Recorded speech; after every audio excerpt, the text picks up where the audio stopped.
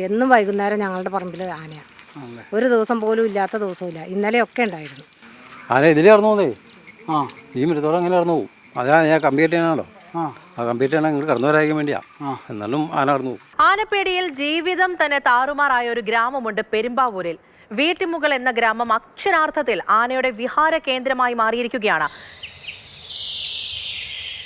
ഇന്നലെ ആന വന്ന് മറിച്ചിട്ടേക്കുന്നതാണ് ഈ അടയ്ക്കാമരൊക്കെ കാണുന്നതൊക്കെ. അപ്പോൾ പിന്നെ നമ്മൾ ഒരു 4 ദിവസം മുമ്പ് ശിവൻ എന്ന് പറഞ്ഞ ചേട്ടൻ കാല് ആന ഈ റോട്ടിൽ കൂടെ വന്നപ്പോഴാണ് ഈ വഴി വന്നപ്പോഴാണ് കാല് ആന ബാക്കിൽ നിന്ന് വന്ന് ചവിട്ടി ഓടിച്ചത്. കാലിൻ്റെ ഇവിടെ വെച്ചിട്ട് രണ്ടായിട്ട് ഒടിഞ്ഞു പോയി. നിങ്ങളല്ലേ കണ്ടത്? ഞാനാണ് കണ്ടത്. ഞാനും അമ്മയും കൂടെ കൂടി ബുള്ളറ്റിൽ വരികയായിരുന്നു. അപ്പോൾ അവിടെ ആനയുണ്ട് എന്ന് പറഞ്ഞപ്പോൾ ഞാൻ ബുള്ളറ്റ് നിർത്തിയപ്പോഴേക്കും ഞാൻ തിരിഞ്ഞു നോക്കിയപ്പോൾ കയറ്റത്തിൻ്റെ ബാക്കിൽ നിന്ന് ശിവൻ ചേട്ടനെ ആന ബാക്കിൽ ഓടിച്ചുകൊണ്ട് വരികയായിരുന്നു. അപ്പോൾ എനിക്ക് ഉറപ്പായിരുന്നു ആന ചവിട്ടി ഓടും. ഞാനും അമ്മയും എനിക്ക് പിന്നെ വണ്ടി സ്റ്റാർട്ടാക്കാനുള്ള ടൈം കിട്ടിയില്ല. ഞാനും അമ്മയും മുമ്പിലേക്ക് ഓടി.